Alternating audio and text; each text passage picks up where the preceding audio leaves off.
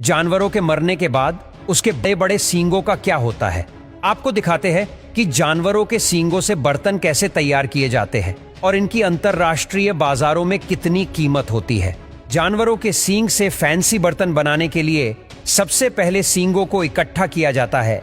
भारत देश के मरे हुए जानवरों के साथ साथ अफ्रीका, अमेरिका में भी जितने जानवरों के सींग होते हैं वह भी यहाँ पर इंपोर्ट किए जाते हैं।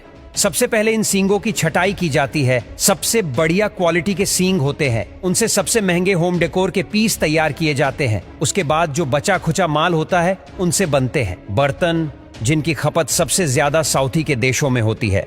सींगों की छटाई के बाद अब एक एक सींग को लिया जाएगा, फिर उसकी कटाई शुरू कर दी जाएगी।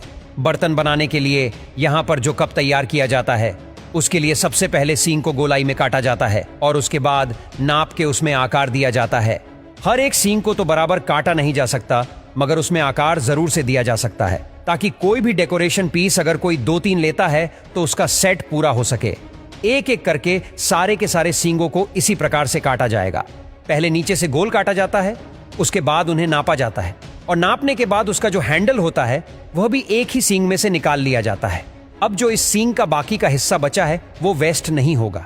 इससे बनते हैं तरह तरह के ब्रेसलेट। यहाँ पर जो सींग होते हैं, कुछ कुछ सींग में हड्डी रह जाती है। जिनमें हड्डी रह जाती है उन्हें भी अलग कर लिया जाता है। बर्तन बनाने में इस बड़ी सी मशीन का सबसे बड़ा खेल है, क्योंकि इसी मशीन से इस सींग का बिल्कुल रंग रूप सब बदल दिया जाता है। यह मशीन होती है रबिंग की। यहाँ पर सबसे पहले जो कटे हुए सींग आए थे उनकी रबिंग शुरू की जाएगी। उन्हें एक आकार दिया जाएगा कि वह देखने में ज्यादा सुंदर लगे। बिना सुंदर के तो आजकल कोई चीज खरीदता ही नहीं है। इसको सुंदर बनाने के लिए यहाँ पर रबिंग का इस्तेमाल किया जाता है।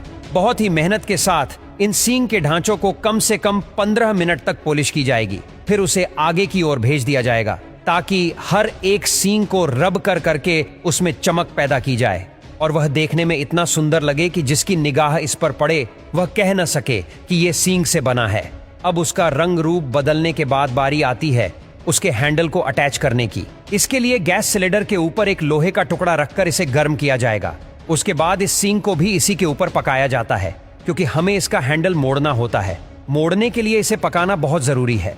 हर एक सींग में कम से कम 30 मिनट लग जाते हैं इसका हैंडल मोड़ने में। अब अच्छे से गर्म हो जाने के बाद इसे बड़ी आसानी से एक पेचकस की मदद से मोड़ लिया जाएगा और मोड़ने के बाद यहाँ पर इसे बिल्कुल ही मग का आकार दे दिया जाएगा। आकार देने के बाद इसी आकार को बनाने के लिए इसे ऐसे ही रस्सी से बांध कर रख दिया जाता है कम से कम 10 मिनट के लिए, ताकि इसमें जो गर्मी है वो भी निकल सके। उसके बाद इसे पानी में डुबोया जाता है ताकि इसमें जो कलर्स है वो भी गर्म करने से निकल सके। इसके बाद इसे ठंडा होने के लिए रख दिया जाता है। ठंडा होने के बाद इसकी दोबारा से रबिंग करते हैं ताकि इसमें दोबारा से चमक आ सके और ये इतना सुंदर लगे कि देखने में आपको क्या ही बताऊं।